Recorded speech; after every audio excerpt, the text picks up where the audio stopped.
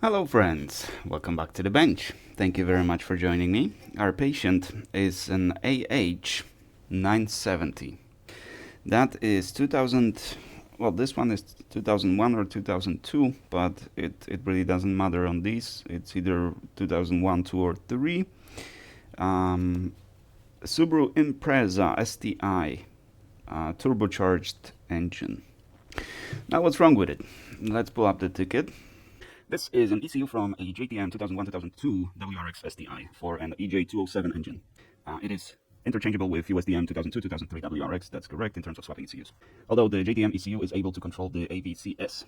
This ECU failed after I had wired up a wideband O2 gauges analog input to the MUF sensor input and ground. I put everything back together and the car ran fine for about 20 minutes and I was able to log the O2 sensor through the OBD2. Then I realized I forgot to hook up the ground wire for the VSS Pro module I'm using to send a vehicle speed signal to the 5V ABS input pin on the ECU. With the car running, I tried fastening the VSS Pro ground wire to the ECU mounting stud, and then the car died.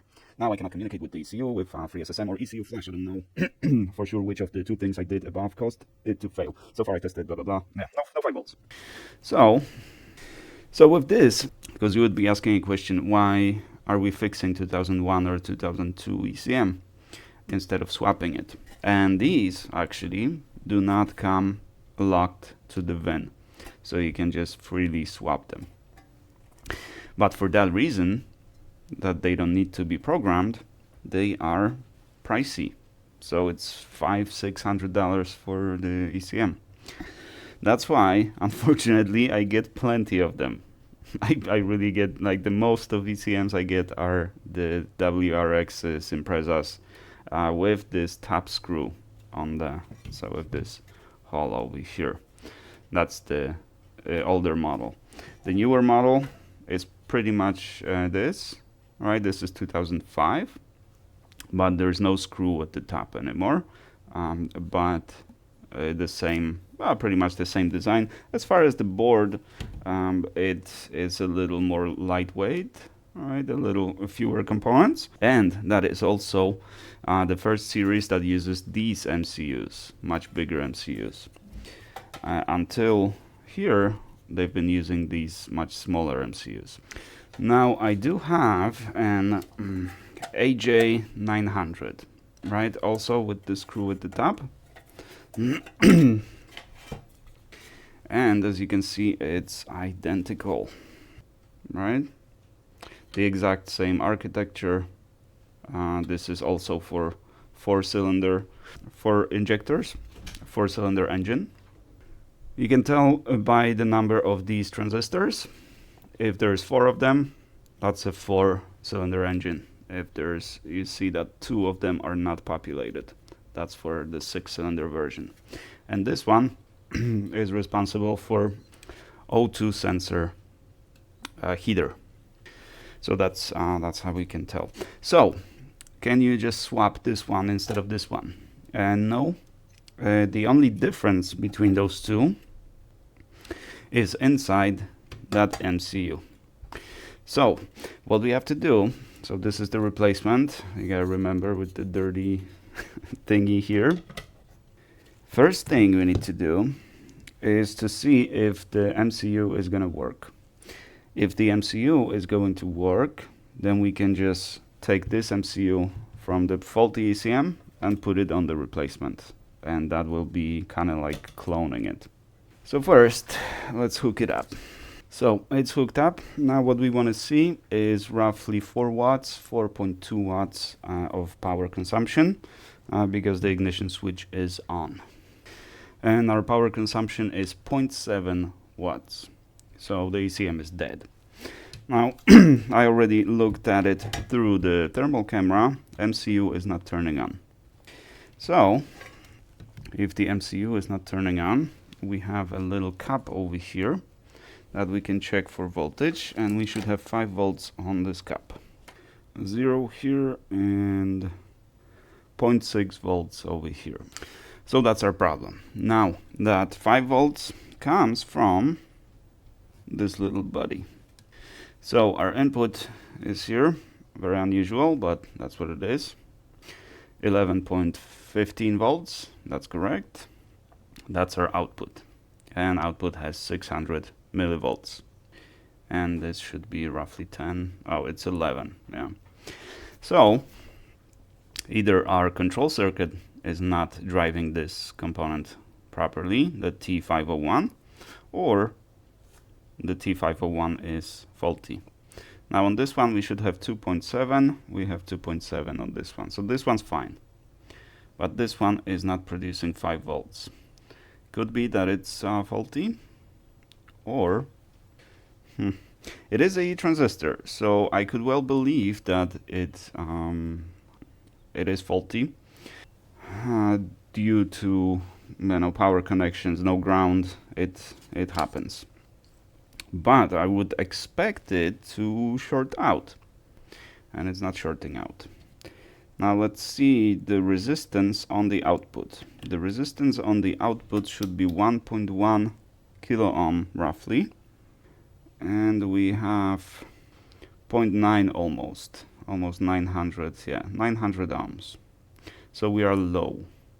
So would that explain why it's not working? No, it would not.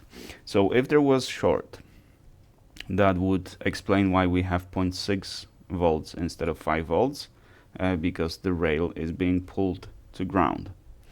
But if the rail is being pulled to ground, we would have much higher power consumption, maybe in a couple amps, and it would be heating up.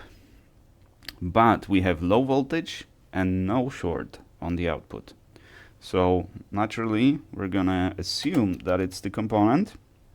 So before we attempt replacing the MCU, let's replace this transistor and see if the 5 volts comes back. If the 5 volts comes back, we're gonna check the MCU.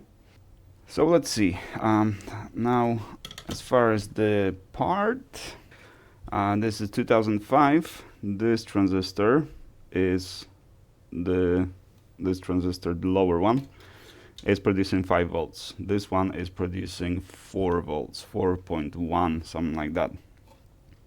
So we're going to take this one and let's read the markings. This is 1453 and this one is 1453.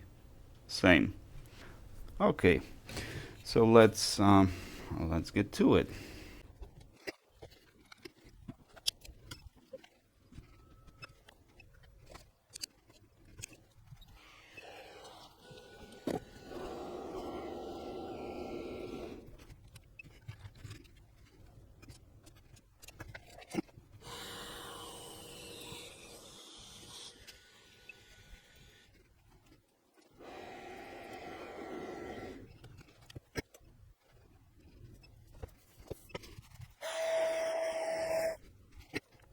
Alrighty, now the moment of truth. Now we'll know just by turning it on. If it starts getting 4 watts of power, it should be good. Otherwise, it's the control circuit. Because from what I see over here, they all have it's the same transistor on both rails on this ECM. So it's not really it's not like a linear regulator. It's a regular transistor which can be used as a linear regulator. And that's how it's being used over here. But if there is no proper control for it, then yeah, it's not gonna work. So let's see. Same thing. Yeah, I was afraid of that. Yeah, it's not the transistor. So this control, the control is here. We have 11 volts. There should be, I don't know what, 8 volts, something like that. 8 volts. So we have a control circuit problem. And since we don't really know how this works, it's gonna be difficult to figure out what burned. But something has burned that makes this transistor provide 5 volts. So the only option for us now is to swap MCUs, which is a pain, but it's not that huge of a pain. But it's going to be time consuming. Let's take a little break. It's not that hard because the ECMs are not that big boards. And replacing this kind of chip on a gaming laptop or GPU, that would be relatively difficult to do. But on ECMs, these boards heat up very nicely. You don't even need a preheater to remove this. I remove it without preheating. I mean, I preheat the board a little. But it's easier when you do have a preheater, and maybe I will do so just to save myself some time. But first, we need to clean it, remove all the conformal coating on it and around it, and prep the donor. So that's going to be rather lengthy procedure, so let's speed up the footage. So this transistor was good. It wasn't the transistor. So let's put it in the Subaru box. And let's speed up the footage and get this done.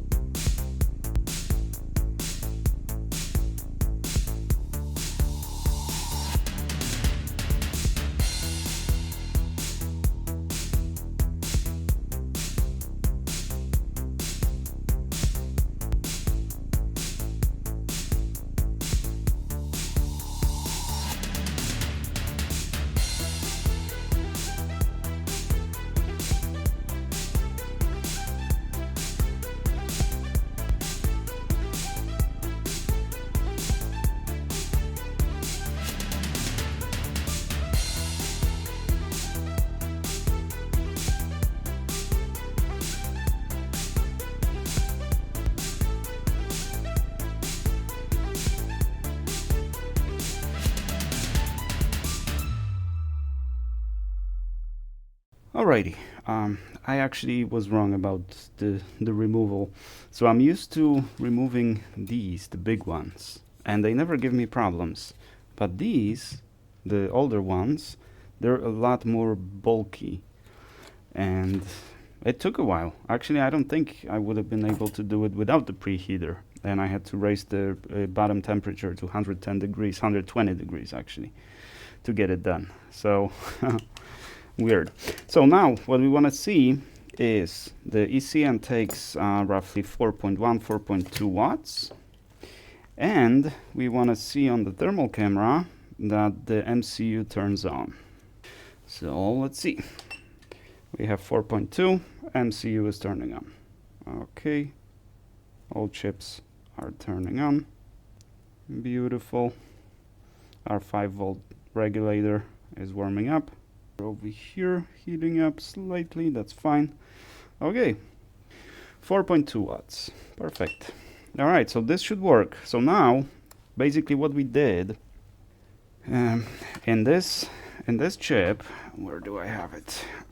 All right, so this is the brain of the ECM, right? That's where the software is. There is a flash memory in there that holds all the data it needs to hold, and it is programmed to a specific engine, right? As far as the rest of the ECM, everything's the same. The output stages, everything, the power delivery, everything's the same. So the only difference is the flash in this chip. So you could, especially when there are issues like tuning gone wrong and your bootloader is corrupted, so the MCU doesn't start, which means you don't have CAN line, CAN bus, or K line, and you cannot program it, you can do anything. So the only thing that you can do is actually take off this chip or solder on wires to this chip.